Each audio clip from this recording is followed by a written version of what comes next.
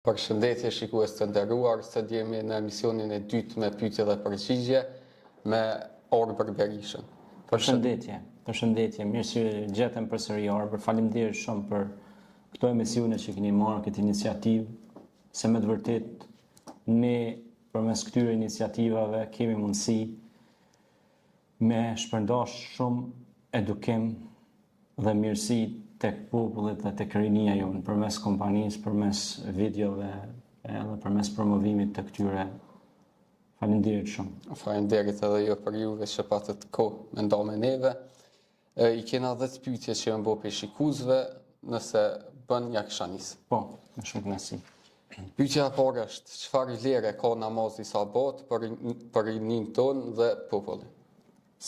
Namazi sabat është një ndër namazet që fillon dita me ta.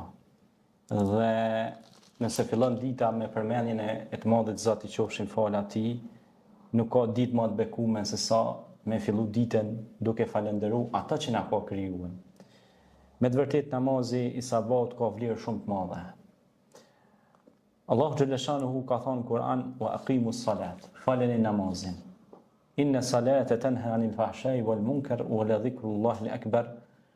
Me të vërtetë pra namazi largon nga gjërat e shëmtuara dhe të irrituara dhe përmendja e Zotit është gjëja më kulmore dhe më madhore. Wa bil ashari hum yastaghfirun, thot Zoti në Kur'an surën Dhariyat, thot edhe deri në agim mjesit i shet duke i kërkuar Zotit falje dhe duke madhruar Zotin që ja ka dhënë një shans të re dhe një ditë të re, sepse në çat ditë mundesh edhe mos mu zgjuar, domethënë bjen me flajt. Po të nesërmen mjes na ka ndodhur për shembull kora me fjet njeriu, e të nesërmen ka ndru jetë dhe ka shkuar ta kemë me Zotin. Pra ka kaluar nga kjo botë. Prandaj duhet ta falenderojmë Zotin për çdo ditë të re, të zgjohemi ta falim namazin e sabahut, sepse kur ne falim namazin e sabahut jemi në mbrojtjen e Allahut. Namazi sabah, pejgamberi alayhis salam ka thënë, 2 rekate sunet, jo farz, të namazit të sabahut janë më të vlefshme se çka ka në qiellin tokë ndërmes tyre. Me i mbledh këtë pasuritë e botës, me i bën trosh bashkë një vend. E namazin e sabahut me e lënë një vend, më vlerë ka namazi sabahut. Pse? Sepse ai njeri që nuk ja din pra falimnderin, shëqyrin të madhit Zoti qofshin fal atij si vjen pasuria krejt botës me Allah. Sepse ato mundet për një moment me harxhu komplet, ose për një moment mundet më shtur komplet për asaj pasurie. Ne njohim shumë në kinematografi ose në muzikë shumë personazhe të ndryshme, të cilët kanë pas pasuri shumë dhaja. Edhe në fund kanë përfunduar në vetvrasje, ose kanë përfunduar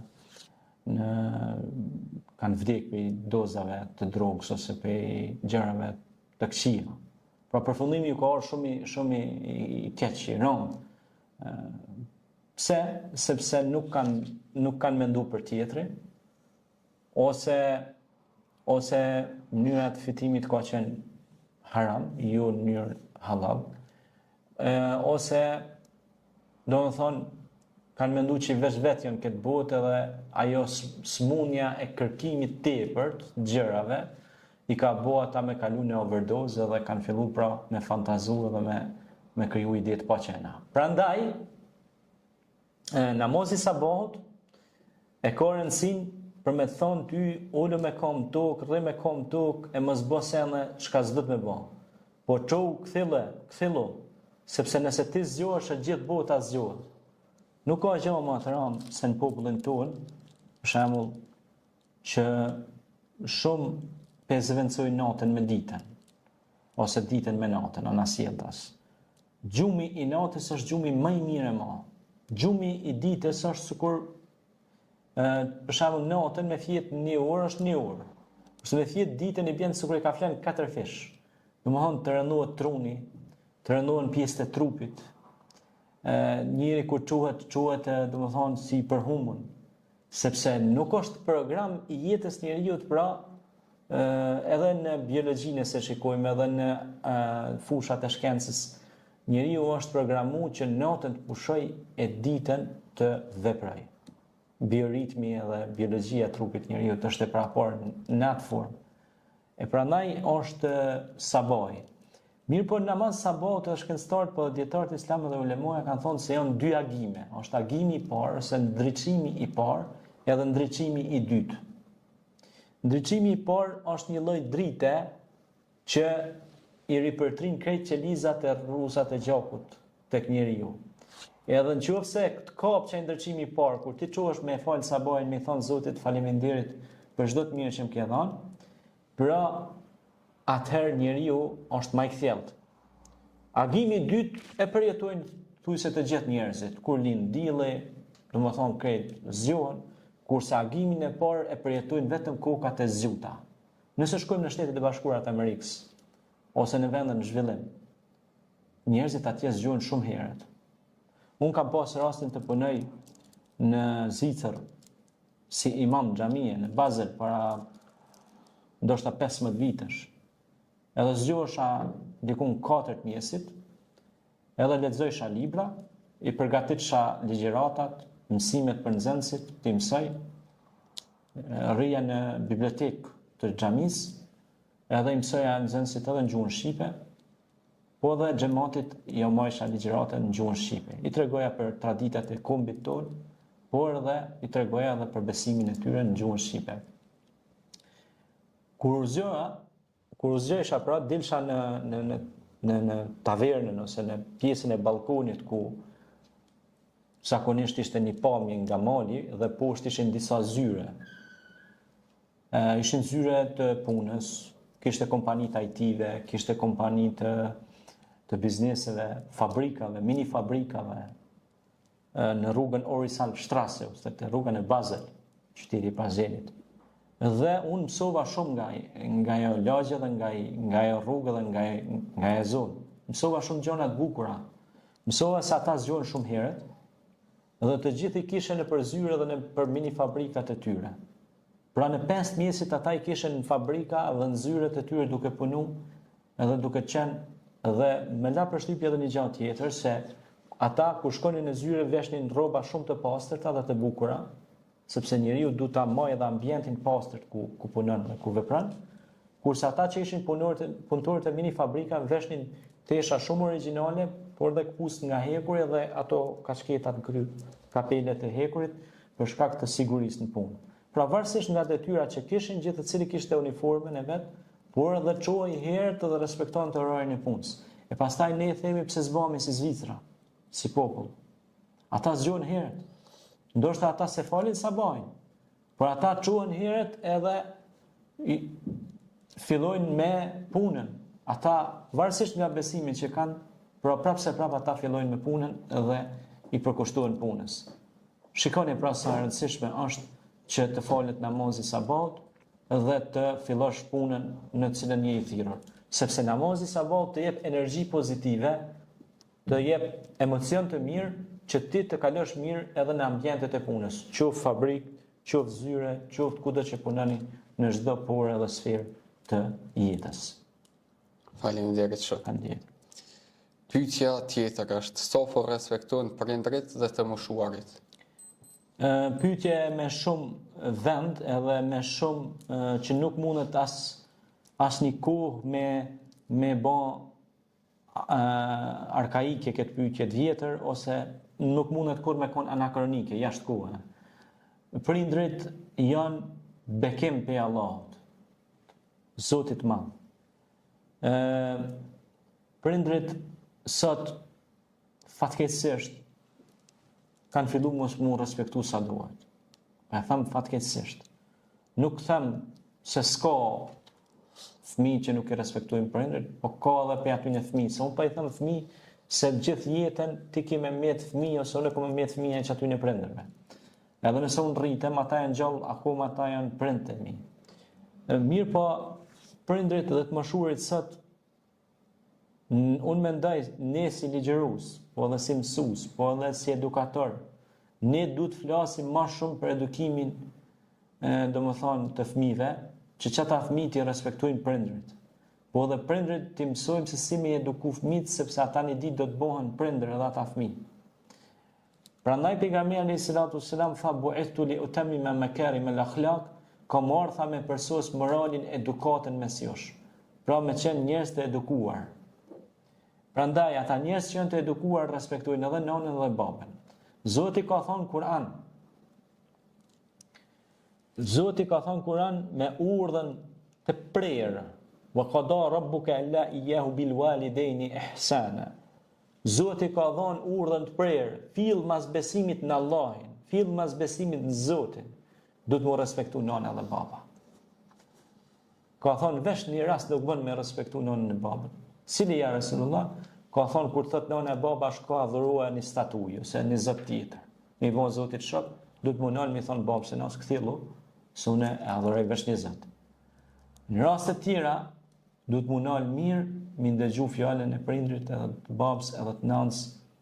Pejgamberi alayhis salatu wassalam na mësoi se kush don me pas bereqet shumë, furnizim, rrezik e të mira me bollek, mi respektu nënën e babën. Shikoni, ka shumë njerëz që lypin bereqetin e rrezikin në satelitat jenë alt, ose e lypin në përminjerat e orit, ose e lypin bereqetin të biznesmen të fuqishëm, kompani të mëdha, du të mendojnë me atë se unë fitoj prej tij. Ose e lypin përmes formave ndryshme të punës që punojnë. Ose kanë magazina, kanë fabrika, mini fabrika, kështu me radhë, dhe ka raste që kam pas edhe vetë raste që punon 3-4 puna, 5 puna i marrin. Kanë torna, po s'kanë bereqet për aty në torna. Edhe vjen e hoxh thot, nuk kam thot bereqet, thot, ka hub bereqetin. Sa më fal, a muj me ta bani pyetje? Po, sigurisht thot, a mo të më përgjigjesh të vërtetën dhe vetëm të vërtetën. Me smejë dhe Allah, të dhe te. Po, a e respekton nënën, a e respekton babën, i rrudh gratë. Pse kjo pyetje? Thjesht më jep një përgjigje. Po e respektoj, mirë. Sa i viziton ata? Ka njerë, thot, kur kam kohë. Sa ndon kohë qaste me ta? Thot, valla s'po del kohë. Gjon kohë me po këtë kampionatin botëror, me UEFA, me FIFA, qajnë ato, ose basketball, varësisht se qashe. Ma nuk e gjon një kohë 15 minuta, 10 minuta, me e boni muhabet me nënën e babën e vetë. A i ke blinë e herë dhurat nënës e babës. Jo që kanë ata nevoj për dhuratat tona. Një blinë një fanel, një gjamper, një polqerop, një dishka. Një aqu për respekt. Se i gëzohet zemra, thot, e vladi po më bënë hesar. A kuptone. Pastaj, Zoti thot në Kur'an, respektoni ata ku t'ju vi pleqëria për prindrit, sikur se ju respektu në ata juve kur ju ishi në vegjeli. Bebë, s'ke mujt mu qunë kam tu, atë ka marrë të ka qunë kam, të ka rrit, o kujdes për ty, edhe të ka bo që ty mu ndje komod, mu ndje dikushi. A kuptone? Kur të ka kop temperatura, zjermia në trop, diçka të ka këshyrë gjithmonë. Të ka mojt 9 muj mas pore në bark, ka rreziku jetën e vetë nëna. Erdhi një njeri te pejgamberi alayhis salam i tha kush prej prindve meriton më shumë ti kujdese? I tha kale, thumë me men kale, umuk. 3 herë i tha nona jote. Pastaj i tha kale, thumë me men kale, abuk. I tha 4 herë i tha baba jot, për me anu ka pakin gjithë shkaj edhe me rrumllaksue. Që mi tregu si edhe baba është shtylla e shtëpisë. Ama edhe nënën ta kish 3 herë kujdes sepse është botë shumë fragjile. Është femra, është botë shumë e dopt në atë kuptimin e mirë të fjales, se mos ta keq përdor dikush këtë fjalë dopt, sepse është shumë e fortë, por e dopt e them nga emocionet. Shumë shpejt, domethënë mërzitet, është botë më soft, më e ndjeshme. Pra, se e kalon Zoti te nëna rahmetin tek femra, e kalon rahmetin. Kjo është shumë e rëndësishme. Pastaj prindrit, nëse doni me fitu xhenetin, doni me respektu prindrit. Nëse doni bereqet e pasuri, doni me respektu prindrit. Nëse doni me pas sukses në çdo punë të jetës, duhet t'i respektoni dhe t'i ndihmoni prindrit. Nëse doni me kon lider të fuqishëm, duhet t'i respektoni dhe t'i nderoni prindrit. Po ata që si kanë prindrit, çka duhet bëjnë? Lind pyetja. Të lutemi për ta. Në qoftë se ata nuk janë mesin tonë, ta mi që duhet naltë me thonë, o zëtë më shirej prindër mi, edhe pse s'janë mesin tim. I lutje thjesht, por ato e dëgjën Zoti. Pra, ka raste thot i ka dek nona, baba thash ka dek, po, okej. No, ti duhet lutesh për ta. Ti duhet lutesh për ta. Pastaj, kjo është mirësi për mirësive të Allahut. Me fol për respektin ndaj prindërve, do duhej një seri ligjërata, se ka shumë çka të flitet për këtë pyetje që e kanë bën dëgjuesit. Mirë po, ne po mundohemi pika shkurta, se janë pyetje shumëta që i dërgojnë vazhdimisht dëgjuesit rreth këtyre pyetjeve që i dërgojnë, edhe nga Facebooki dhe nga inboxi që na i dërgojnë tek faqja jonë Imam Berisha në Facebook, po edhe në rrjetet sociale. Pyetjet shumëta që më kanë dërguar dëgjuesit, ne na mundu së bashku me ju Arber për me i përpilu dhe me ja ofrua përgjigjet. Faleminderit. Shumë faleminderit. Pyetja tjetër është: sa na ndihmon teknologjia në përhapjen e diturisë dhe edukimit? Teknologjia sot ka arritur hapa gjigant. Ne duhet ta përdorim shumë teknologjinë për mirë në edukimin e brezave. Sot inteligjenca artificiale është ka bën rekord botror. Sot inteligjenca artificiale ka arrin që më ndihmu njerëzve edhe në ekonomi, edhe në industri, edhe në edukimin e të rive dhe të rejave, po edhe në kulturë. Ku te kultura hen feja, hen sporti, hen gjitha gjonat e mundshme, të nocioni kulturë po flas në përgjithësi. Sepse edhe besimi është kulturë.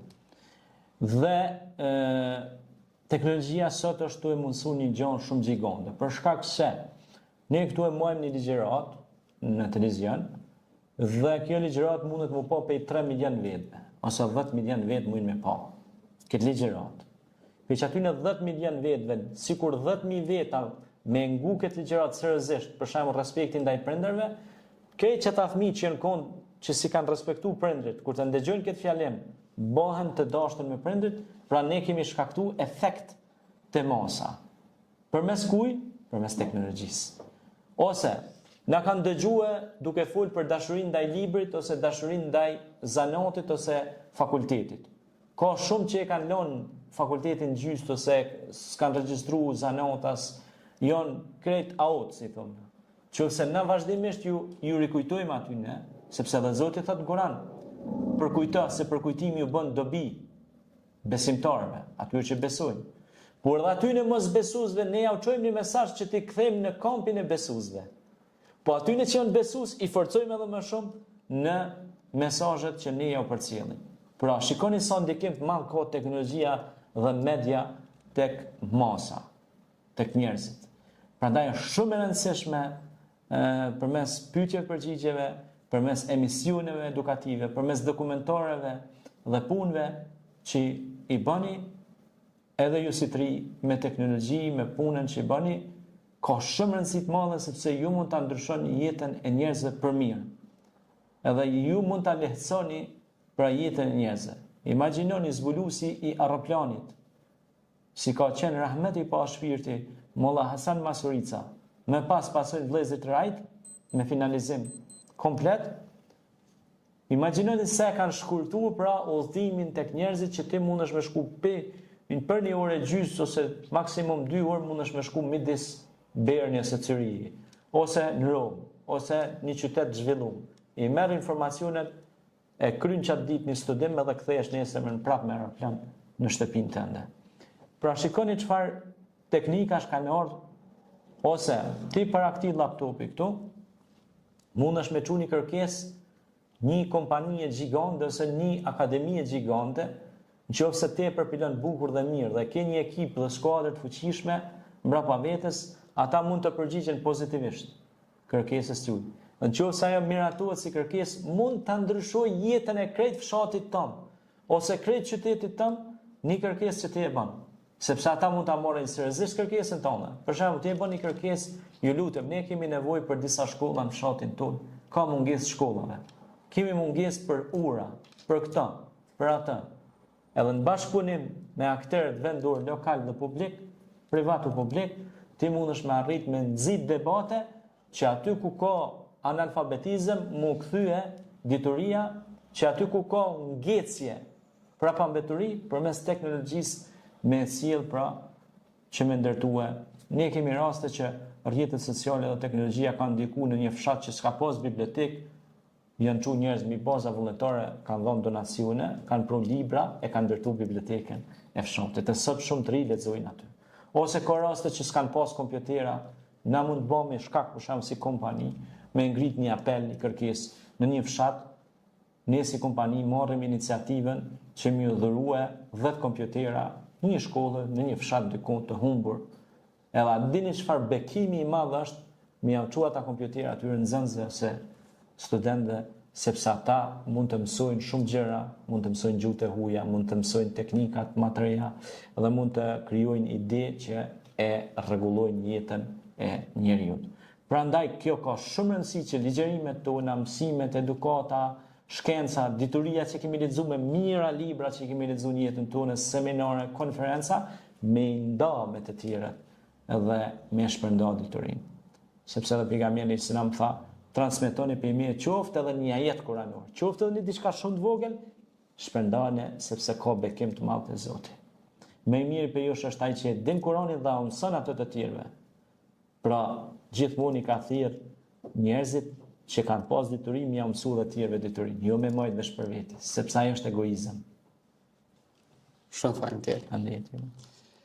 Është sa respektohen femnat dhe çka na mëson Kurani për respektimin e femnës. Në Kur'an i kemi 2 sure.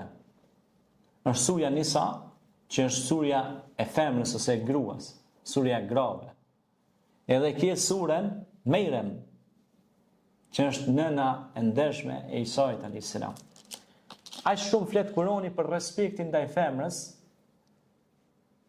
sa që nuk mendoj se ka libër në botë që flet aq bukur dhe aq mirë për respektin ndaj nënës, ndaj femrës.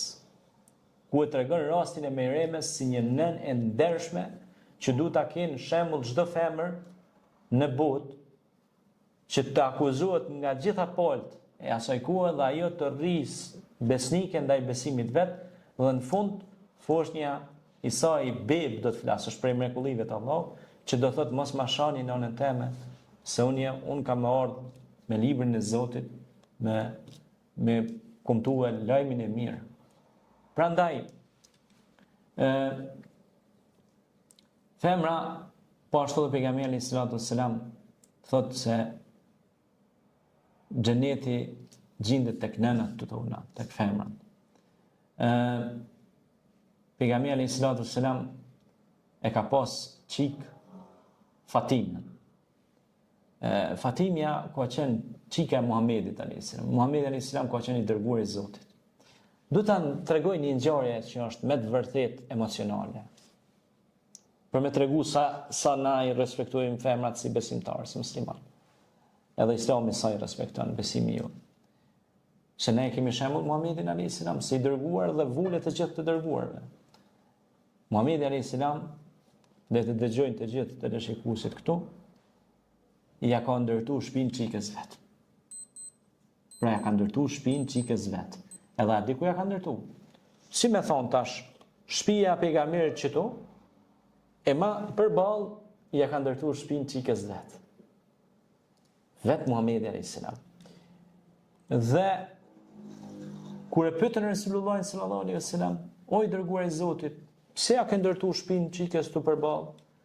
Ka thonë, ja kam ndërtuar shtëpinë përballë se kur çuna në mjes kam qef me e pa, dhe masi të martohet se normal çika kur të martohet shkon te burri. Edhe prindi ka qef me pa çikën, edhe pse ka shku te burri ka qef me pa vladin sa më shpesh. Se i plotësohet shpirti, se vladi është pjesë e shpirtit. Edhe thot kam qef kur çuna çdo sabah me e pi një kafe ose një çaj, me e pa vajzën teme. Sa është mirë, a ka nevojë për diçka? Shikoni pra sa e ka respektuar Resulullah sallallahu alaihi wasallam femrën, e vladin e vet, çikën e vet. Fatkeqësisht sot nuk tham me generalizu zguxoj. Po ki prend sot që i thot çikës si të martohesh ti mos ki punë këtu, në shtëpinë time. Jam shet çdo ditë. Fatkeqësi është kjo. Sepse ai është vladi yt. E si të sillesh ti me vladin tënd kanë mos sill me ty e vladet e tu kur të rriten. Pra, Zoti ka thënë Kur'an, Hel jazau l-ihsan ila l-ihsan. Mirësia me mirësi kthehet. Mirë po ka thënë kush ka bën një të mirë që peshon sa grimca, fa men ya'mal mithqala dharratin khayran yarah, wa men ya'mal mithqala dharratin sharran yarah. Kush ka bën një të mirë si peshon sa grimca, çato ka me gjithë. Po ka thënë edhe të keqen sa grimca, prapë çato ka me gjithë. Nëse ti sillesh keq me ta, ashtu do të sillet dhe do të vërtitet puna, sepse është ciklike. Është rotacion. Mos bëj keq se do të gjesh keq. Bëj mirë se do të gjesh mirë. Andaj nuk na kushton asgjë që të bëjmë sjellje të mira, që të bëjmë veprime të mira, sepse të gjitha ato do të na kthehen një ditë kur jemi mas vështirë. Besoni vëllezër se vëlla Arber, besoj që kur kam bërë diçka një të mirë, Zoti ma ka çuar një mirësi kur kam qenë mas vështirë. E më ka ndihmuar. Prandaj ne kur bëjmë mirë këtë jetë, ne nështë harrojmë, po ai nuk harron. Zoti nuk harron. Prandaj, femra është botë shumë fragjile. Ne duhet të ndihmojmë, duhet t'i përkrahim. Muhammed Mutawwil al-Sharawi, një dietar i madh egjiptian, kur e thrasin, e kam treguar këtë tregim disa herë, kur e thrasin në një seminar në Shtetet e Bashkuara të Amerikës për rolin e femrës në shoqëri dhe drejtat e grave, e merr nonën e vet 80 vjeçë për krahi, e vet ish dikon 65 vjeçar, kur zbret në aeroport, edhe ish ka fshi jarkte me millnil ke pastron nonën e vet, ja çit ke për mi ato, tu kujdes për nonën e vet. Kur kanë po ato gratë e seminarit, kanë thonë kush o kjo plaka? Ka thonë nuk është plak. Kjo është nuse, kjo është Xhavahir. Ka thonë po kush është? Ka thonë nona jeme. Ka thonë nona jote. Ti pe mon nonën gjithku me vetin në udhtimet e tua, po kujdesesh për ta. Ka thonë na nona tuna i çojna në dom plazhe, i përzojna, i lona në vetmi. E ju muslimanët kështu i respektoni nonat e juja, i merrni me veti, ju jepni me hongër, me pije dhe kur janë pleqëri, ju bleni teshat mira. La ilaha illallah. A dini se mundën me konë nështë 5 vjetë në pyetje për ty provim. Ama pas 5 vjetë ajo nonë që është plak mundet me vdek. Se i vjen koha që me shku te Zoti. Ama ti je 5 vjetë në provim. Në qoftë se i kalon që ato 5 vjetë provim, ti me morë rezultatin këtë botën tjetër dhejtëshe. Not të artë. Prandaj, kini kujdes se jeni në provim me femrën. Femrën është nana, është motra, është gruaja. Pra, ajo është bekim për të madhët Zoti qofshin falë. Ne kemi ardhur nga barqet e tyre. Prandaj, ne duhet t'i respektojmë dhe t'i nderojmë ato dhe të kujdesemi maksimalisht. Nuk i ka hije një njeriu që i thot veti musliman që me ofendu femrën. Nuk i ka hije, as nuk guxon, sepse ajo është bekim për të madhit Allah i qofshin falë atij. Përkundra se ne si meshkuj jemi pra në aspektin e fizikusit është jo në peshon më rënd, ne duhet t'ju ndihmojmë atyre maksimalisht. Sepse ato kanë momente delikate, kanë momente do të thotë që smuren shpesh se kanë probleme të caktuara, ne duhet t'ju ndihmojmë. Përkundrazi, si nanës, si motrës, si gruas, si vajzës, kush ka vajzë. Pejgamberi alayhis salatu wassalam ka thonë po ashtu për me tregu rolin e femrës në shoqëri, ka thonë kush i ka 2 çika, 2 vajza, edhe kujdeset për to, i edukon, i mëson, i bën të zgjuta të mëshme, i jep zanatin, sot e ka xhenetin e garantuar. Parajsa xhenetin. Edhe ardhi njeri, ka thonë pejgamberit alayhis salam, i ka thonë në veç një qike ka. I ka thonë o pejgamber, çka më bën tash unë? I ka thonë jo, i ki 2 qika. Ka thonë jo, vallahi si veç një qike kam. Ka thonë e ki edhe nusën tonë që është qika e dikujna. Edhe me ato që do mirë, edhe me qiken tonë, edhe ki xhenetin e garantu. Subhanallah. Sa e bukur është kjo fe jonë, sa e bukur është. Faleminderit. Shumë faleminderit. Pyetja tjetër është, sa jemi të drejtë dhe të sinqert në shoqërinë tonë? Kjo është një, me thonë ashtu me bo në i farë katalizatorit për qinës, dhe më thonë me pas në i farë njësi e motë se të inteligencës emocionale për mes inteligencës artificiale nuk e di se sa dalim, mirë po duhet të adim një gjemë. Zoti ka thonë Kur'an, wa ma umiru illa li abudullahe mukhlisin.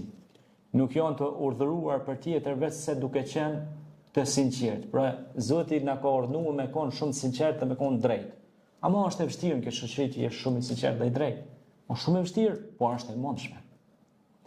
Nëse ne jemi të drejtë, ka shumë njerëz që janë këtu, ama hoç, ama mësues i dashur, ama edukator, ama profesor i nderuar. Unë jam shumë i drejtë, tjerë nuk ma kthejnë ashtu me drejtë.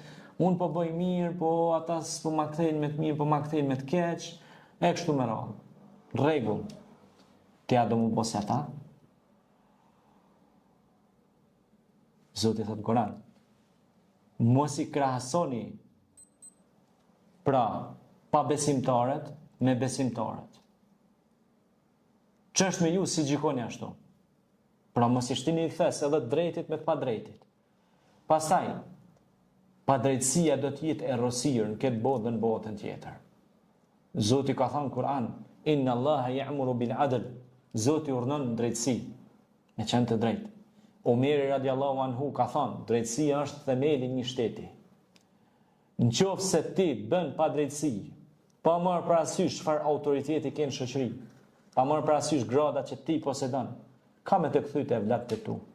Ka me të kthyt të njerëzit e tu që ti ke në zemër mas shumëti. Nëse ke bë pa drejt dikuj, pritet e shpia. Pa drejtësi. Të kthehet. Është ligj i Zotit. Mos bëj keq se të kthehet. Bë mirë. Prandaj, nëse ti nuk je i sinqert me të tjerët, as me ty të tjerë s'do të jenë të sinqert. Do të kthehet pra është. Proces kthys. Prandaj, pejgamberi sallallahu alaihi wasallam na mëson që të jemi të sinqert, të jemi të drejtë kur flasim. Kur flisni drejt. Dhe thuni ju fjalë të mira, njerëzve fjalë të mira. Pejgamberi sallallahu alaihi wasallam ka thënë, "Men kana yu'minu billahi wal yawmil akhir, falyaqulu qawlan tayyib." Kush ka besu Allahun dhe ditën e gjykimit me fol mirë, me fol drejt, me fol fjalën e drejtë, fjalën e mirë, ose me hesht, mos me fol hiç. Adli, drejtësia e çon përpara çdo shtet në botë. Kam qenë në Gjermani, kam qenë në shtetet perëndimore, pa marrë parasysh besimin që ata i takojnë, a janë me kryq, a janë me çka do që besojnë ata. Unë thash me vete, çka e ka shty përpara këtë shtet? Çka e ka bë këtë shtet me avancu ka shumë ekonomikisht edhe industrialisht edhe në gjitha aspektet? Ata ishin shumë njerëz drejt. Pra, në një ata respektonin kohën. A kupton e? E respektonin kohën.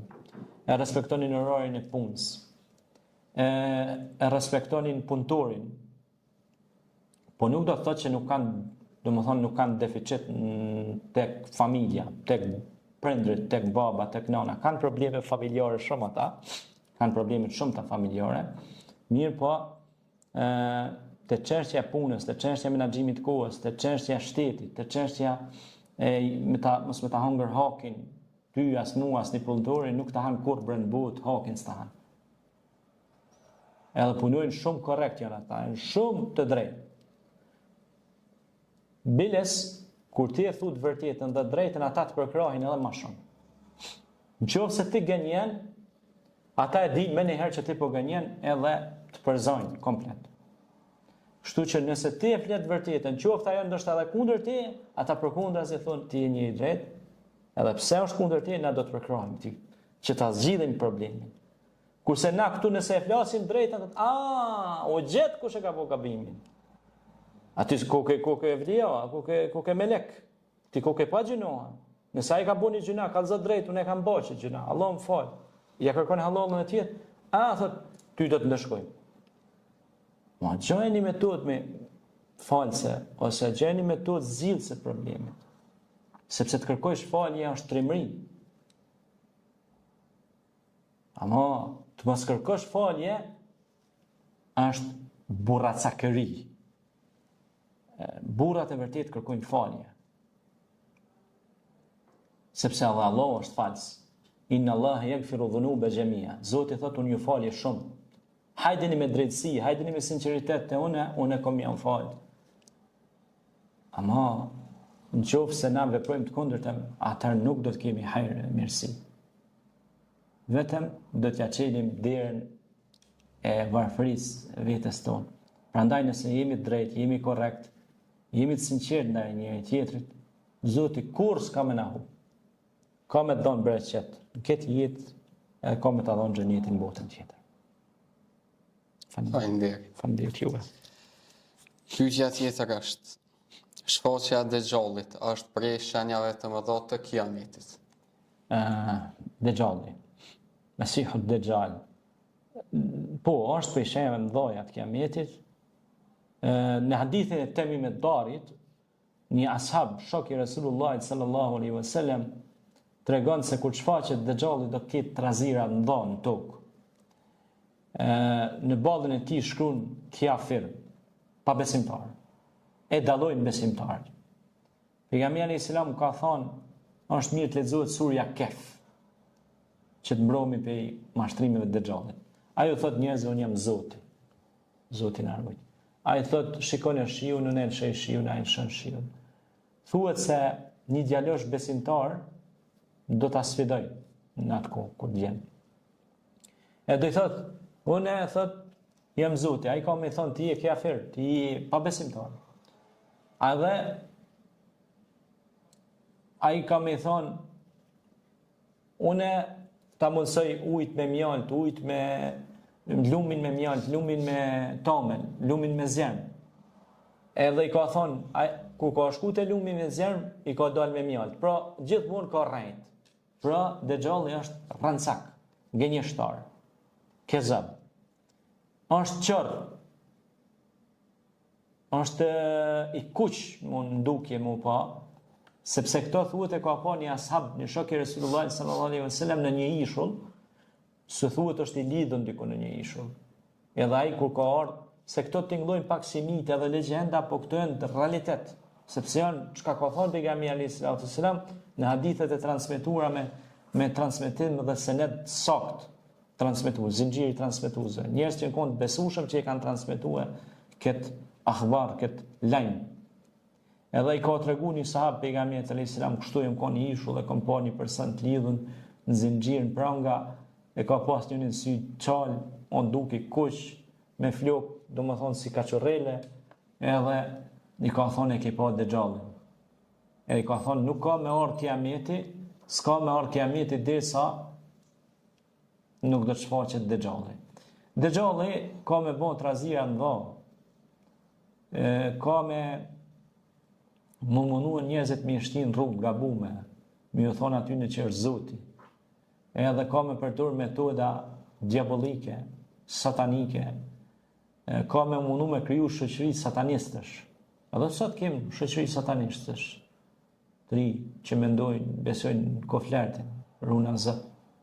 Po, normal, ata që e bojnë a punë, janë ndikuar për disa gjonave që na pidim, tash, për landëve të pesta.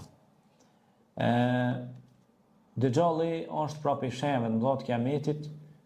Lutim Zotin e Madhreshëm qofse ne përjetojmë atë kohë, na ruaj Zoti për sherrit tina, edhe domeve që ai do të bëj, sepse ai do të pandi dhe do të mendon dhe do të proklamon veten e vet sikur ai është Zoti.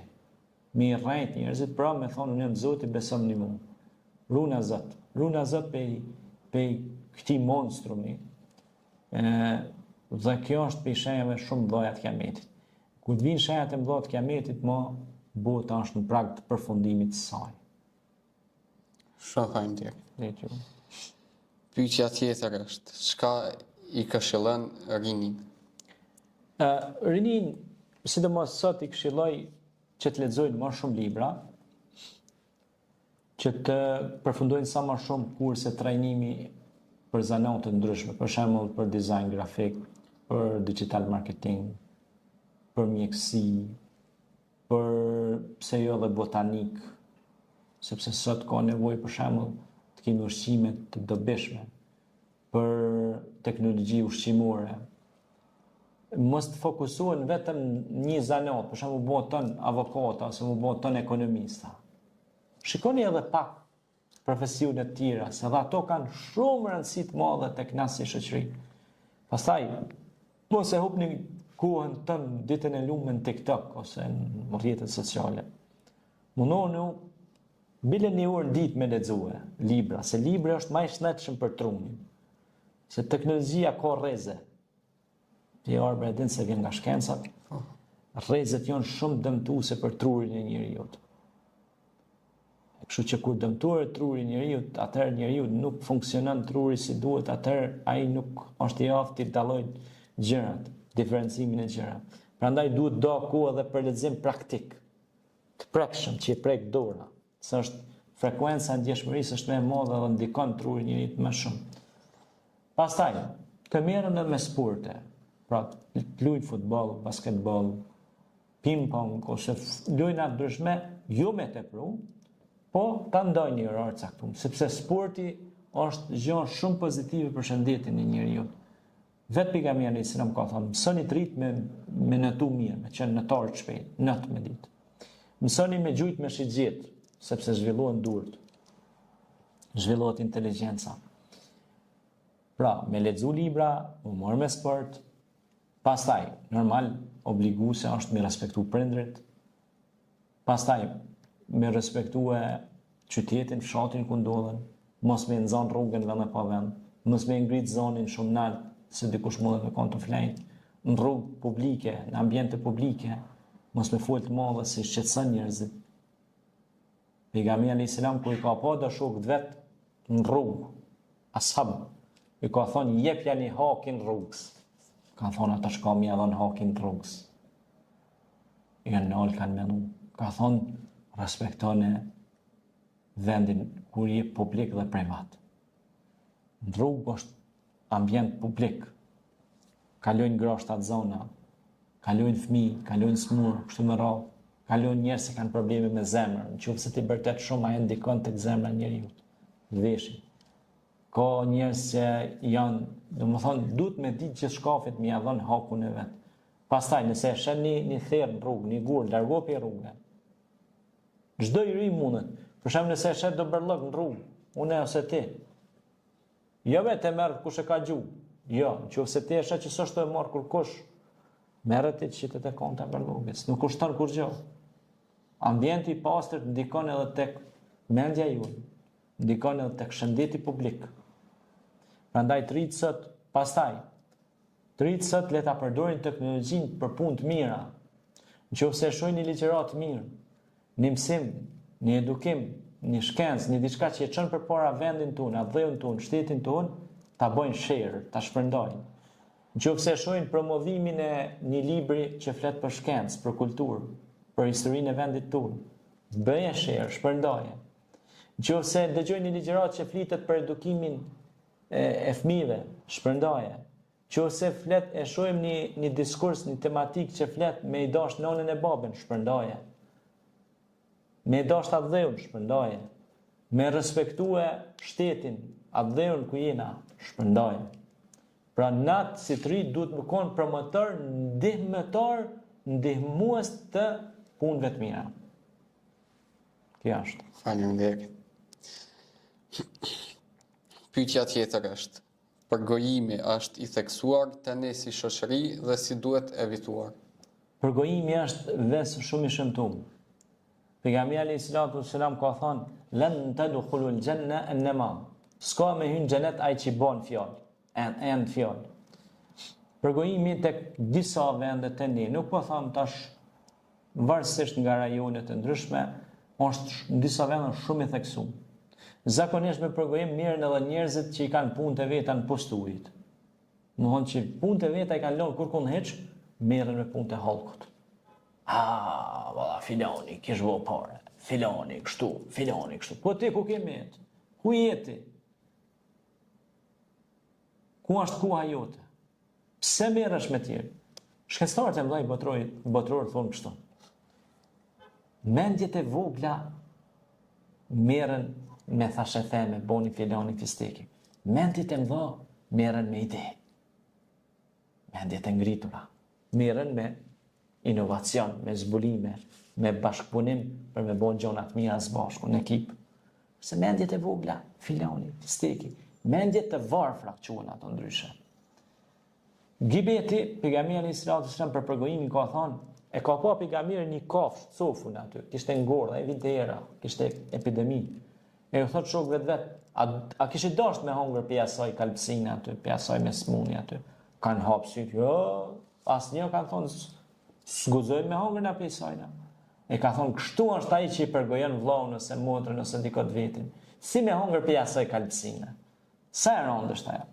Ka qenë një plak që është falë gati 80 vjetë jetës vetë, ka falë namaz. Thuhet bile gurin e ka shtramu të vëqit ballin serës, dhe qash shumë falë. Dhe tash, shokët e pejgamberit alayhis salam, ajo ndron jetë dhe kalon.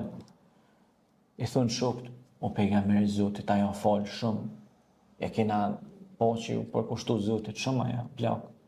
I ka thonë, ku ka vendin e plak? A e konë pejgamber? Ka thonë xhenem. Qysh? Anë xhenem? Jo, në xhenem, ka thonë. E pse o pejgamber ajo falë shumë? Po vesh ju nuk e dini një gjë tjetër. Për të. Çka është o hajri inshallah? Ka thonë s'ka lënë grua e burr pa da. Ka ndiku domo me fjalët e saj të ushti. Kjo burrë lig, kjo grua e devijume, imorale, ky është imoral. Jo kanë gjitë njerëz në fjalë, kanë gjitë fjalë. E ka shti njerëz të muda me zlit. Tani s'kalon fëmijë, s'kalon njeri pa e marrë për goje. Ka bot razira mëdha me gjuhën e vet, me gjuhën e vet. Edhe ka thonë pejgamberi selam, rrodhni gjuhën, mos folni për tjetrin, mos e merrni për goje miletin. Qyni punët e juaja, o popull i dashur, o njerëz të dashur. Qyni punët e juaja. Sa merrni me fjalë, mësoni një gjuhë huaj. Mësoni një program kompjuterik. Mësoni një zanat. Na shumë e çojmë kuën poshtë arbër me senë koti, me senë palidhje. Njeri sa ka ku me çu për me kry një master ose një zanat ose një program kompjuterik ose një vegël pune që shpërdoret apo kupton që e ndihmon jetën e njerëzve edhe tonën. Me ndosh qashku, piqat i njëri, pasha Allah, mrekullina ishin bo. Pini individi, s'po thom një shëshri, se po kërë që është një ashtu, e mira thunë, s'ka s'kajnë. Po vesh një person me koni aft, ja shehojnë këtë kjo me hol, këtë shteti, këtë qytetin, që se është personi dobishëm, për vetën dhe për shoqërinë që e rrethan. Faleminderit shumë. Faleminderit edhe juve. Pyetja tjetër është, sa lexohet Kurani sot te rinia jonë? Kurani është te rinia jonë lexohet, nuk është që s'lexohet. Faleminderit Zotit, kem shumë të rinj sot që praktikojnë fen islame. Xhamit troje shqiptare mbushen plot. Sidomos ditën e xumah dhe rrugët mbushen. Të rinj sot ki inxhiniera, ki mjek. Unë njoh mjek personalisht, mjek që ka kryer për mjekësi. Edhe është hafiz Kurani, e din Kurani përmendsh, e din bukur me lexu Kurani. Unë njoh inxhiniera të kompjuterikës që e din Kuranin perfekt. I ri, pra është moshtre. Njoh kimista, njoh nga gjitha profilet që e din Kuranin perfekt. S'ka gjë më mrekullit se kjo, sepse i e ke din gjuhën e Zotit. E Zoti do të mu thirr me një gjuhë. Si që thirët ushtaraku me një gjuhë, është gjuha ushtarake, është gjuha mjekësore, është gjuha teknologjike, ku edhe fjalër teknologjik, ku edhe fjalër medicinal mjekësor. Pra vokabular, fjalë. Ashtu është edhe gjuha e Zotit, qysh me thirr Zotin më lut atij, është Kurani. Prandaj ne në jetën tonë duhet ta bëjmë si program, ta ndojmë pilën 10 minuta, 20 minuta ose gjysore për gjuhën e Kuranit. Ta lexojmë Kuranin. Ta thrasim Zotin, ta qetësojmë çdo neuron tonin, trunin ton duke lexuar Kuranin, sepse është një ajet kuranor që thotë ela bi dhikrillahi tatma'innul qulub, me përmendjen e Zotit qetësohet zemra. Prandaj shumica e njerëzve që lexojnë Kuranin janë të prirur mos me pas sulme në zemër, sepse qetëson zemrën. Në shtetet në zhvillim është bërë studim, në Egjipt, në Amerikën, në vendet e zhvilluara është bërë studim që ata që kanë lexuar Kuranin, kanë dëgjuar Kuranin, kanë ndikuar me ia largu stresin, edhe me ia qetësu zemrën, edhe me ia zhvillu trunin. Edhe ajo ndikon që me kon njeriu më i qetë edhe me pas jetën më komode. Pastaj rinia sot duhet të ketë një plan. Për shembull, nuk po flas për ata që kryjnë medresen, se ata kanë plan program me lexu Kuranin. Nuk po flas për ata që kryjnë fakultetin e studimeve islame, se ata kanë plan program edhe tefsirin, komentimin e Kuranit, po edhe bukur leximin e Kuranit me tërtil, me bukurinë e vet, me këndimin e vet në tilavete dhe në mekame të caktuara. Por Kurani duhet të gjejë vend në çdo shtëpi që i thot shtëpi shqiptare muslimane familjes dhe. Pra na duhet ta kemi Kuranin në jo vetëm në vitrinat tona për zbukurim dhe për dekor, po ta lexojmë bile një gjysmëfaqe. Ja fundit është, pastrimi i xhamisë çfarë vlerë ka? Pastrimi i xhamisë ka vlerë jashtëzakonisht madhe. Pejgamberi alayhis salatu wassalam fliste me germa të orta për ata që pastrojnë shtëpitë e Zotit dhe kujdesen për ta. Bile ki edhe ajetet shumëta të Kuranit që thot ato janë shtëpitë e Zotit që për to kujdesen pra ata që i tuten Zotit të ditës gjykimit. Pra bujut. Shtëpit pra Bejtullah që janë shtëpitë e Zotit që ne duhet kujdesemi për ta. Treguhet në një rast kishte qenë një grua e cila kishte qenë me origjinë nga Afrika, edhe ajo në kohën e pejgamberit Muhammed alayhis salam e pastronte xhamin e pejgamberit alayhis salam. E pastronte mbi baza vullnetare, e bonte për Zotin. Jo me pa dikush ose me dhon dikush mirë njohje, ose me pagu dikush. Edhe pastronte vazhdimisht xhamin, ku falej Muhamedi alayhis salam dhe shokët e tij.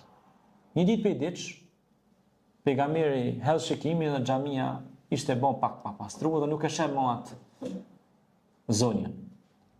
Edhe i pyet shokët e tij, thot, ku ka shku, thot ajo, që pastronte xhamin? Thonë sahab, vallaj, o i dërgumi Zotit, na ka ndru jetë e na kena varros. Ja kena kry pra varrimin. E thot, e se më keni tregu?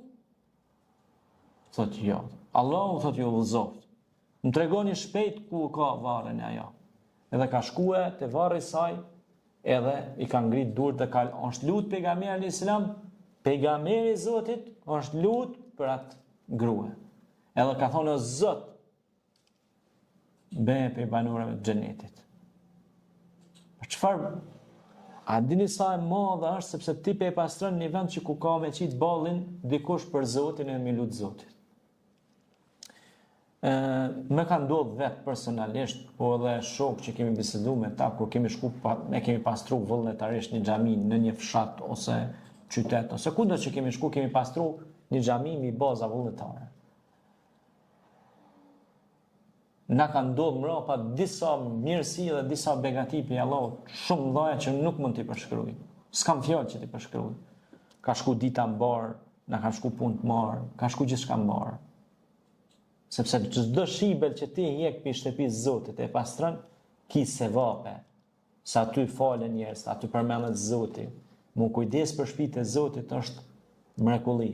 Zoti ka përshkruar në Kur'an ata që po kujdesen për shtëpitë e Allahut, ata do të kenë shpërblim në këtë botë dhe në botën tjetër, sepse Allahu thot në Kur'an, ata vepër të mirë do të gjenden në xhenete. Përgëzoj ata që bëjnë vepra të mira, u bashiri alladhina amanu wa amilus salihat. Thot përgëzoj ata që bëjnë vepra të mira se për ta është i bëm gati xheneti. Por Allahu thot ja ushton të mirat këtë botë dhe në botën tjetër. Kush bën vepër të mirë, pra qoftë femra apo mashkull, duke qenë besimtar, fala nuhyiyannahu hayatan tayyiba. Thot kena mja bo një jetë shumë të mirë. Pra dhe jeta do të jetë e ti e mirë. Dhe kjo jetë, por dhe jeta tjetër. Nëse ti e bën një vepër të mirë, nëse ti e bën një punë të mirë, e pej punëve që i ka levduar Resulullah sallallahu alaihi wasallam, që ka fol për shumë sevape që i ka është dhe pastrimi i shtëpive të Zotit. Andaj të gjithë ata që po na dëgjojnë këto momente, nëse në fshatin e tyre kanë një xhami, e shkojnë i hekin therrat rreth xhamie, e shkojnë e pastrojnë xhamin mbi baza vullnetare, ta dini se Zoti ka një shpërblim këtë botë dhe në botën tjetër. Ne nuk presim shpërblim prej jush. Pra Allahu thot, unë jam ai që ju furnizoj. Unë thot, ju ja ushtoj të mirat dhe për mirëve. Andaj nëse shkoni e pastroni shtëpitë e Zotit, shkoni bëni gjëra vullnetare, jeni të bindur se Zoti ka me ju në mua, në punën e juaj, në jetën e juaj, në karrierën e juaj, në gjithçka që ju e posedoni. Faleminderit shumë Akbar. Faleminderit edhe juve. Faleminderit edhe ne për kohën që e pate në na u përgjigj këtyre pyetjeve. Ishte kënaqësi Akbar, faleminderit dhe shpresoj që me këto emisione ta ngjallim ndërgjegjen tek masat dhe tek njerëzit, tek popullatat, tek fshatrat dhe qytetet tona të bukura në treva shqiptare, që ata që i kanë lënë xhamit me pluhën shkojnë t'i pastrojnë, t'i hekin thera, të bëjnë punë vullnetare për hir të Zotit. Ta gjojnë një kohë pa marrë parasysh çfarë profesioni ka, ndoshta është doktor, ndoshta është inxhinier, ndoshta është mjek, nuk i kushton kur gjë, as mua, as ty, as njërit prej nesh, me shku një orë në fshatin ton, edhe me bon një pastrim të borë xhamis ose çka ka nevojë, diçka me dhënë një kontribut. Qoftë fizik, qoftë në çfarëdo forme. Faleminderit edhe një herë. Faleminderit edhe për ju.